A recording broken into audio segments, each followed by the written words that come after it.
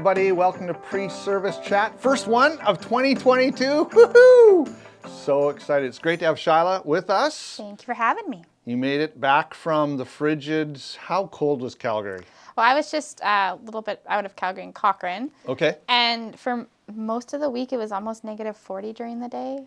Suck it up, West Coasters. It's cold. It is really cold. Yeah, it may be a dry cold. I'm telling you folks, that is cold from personal experience. That's you don't go out and show skin Yes. cold. Yeah. Hey, Shyla, so good to have you here. You have been on Pre-Service Chats and announcements a whole bunch lately before Christmas talking about Serve the City. We just want to have a little sort of summary, a recap, a reminder, a thank you to all of the folks here. But maybe just remind us, what were the 4 organizations that we partnered with over Serve the City? So we partnered with Angel Tree, the prison fellowship organization. We did One Up, which is a single parents resource center. Right. We did Women's Transition House and Peers. Yeah. Yeah.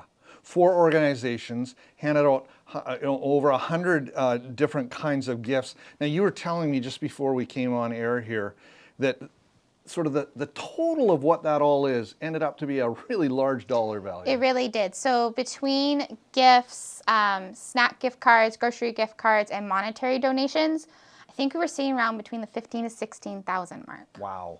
That is amazing. You know, who would have known that in the middle of COVID, SBC would still figure out how to be generous through this program. So thank you very much, each and every one of you, for your donations. It's not just about the money, though. No.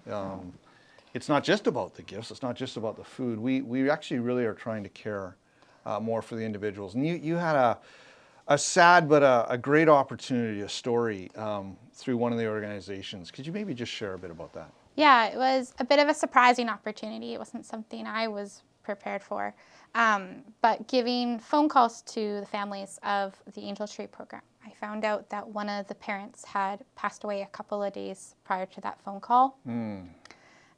So I was invited by the guardian to come over and chit-chat with them and give over the gift and the last note from the parent before they passed. And I was there almost an hour, and we just chit-chatted about just kind of everything. It was just a lovely family and just going through a traumatic time. But they were so thankful that we as a church were able to reach out. We had a micro church that had actually just cooked up a bunch of Christmas dinners, and we were able to take one of those with me. It was a great experience. Yeah. Thanks for being there to do that. So Angel Tree, just maybe for some who maybe are trying to Google that really quick right now as we're meeting. What's the Angel Tree all about again? So Angel Tree is through the prison fellowship, and what it does is it partners children of incarcerated parents with sponsors just for Christmas gifts. So these gifts are coming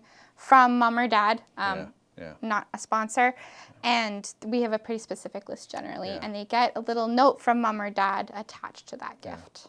And so one of those, the parent passed away, and you know, we talk about that, Shyla and I, the staff, you know, we talk about how we want this to go beyond just the gift card, the food, the present, and those things are important. Absolutely, but we want to be able to connect with the family. And so could we just ask you to continue to be in prayer for this family? I know you had a conversation about the church, and they are pretty close by, and we're hoping that maybe we can connect the young lady to one of the kids programs. And so if you could be continuing to pray in that. Another one that it wasn't directly tied to Serve the City was a ministry we've done in the past, and we weren't sure if we were going to be able to offer it this year, was car care. And we were able to link up. This was more something I was able to do through the gentleman in our church who runs a shop, and able to offer some car care for some people over Christmas as well. And so that's a part of the ministry, and we're very grateful for that. Now, okay, so Serve the City, $15,000+, all kinds of gifts and opportunities to connect with families. But then we took up an offering on Christmas Eve for an organization that you're familiar with. Maybe just remind us what the organization was, and then let us know what that gift was. So it was Eternal Anchor.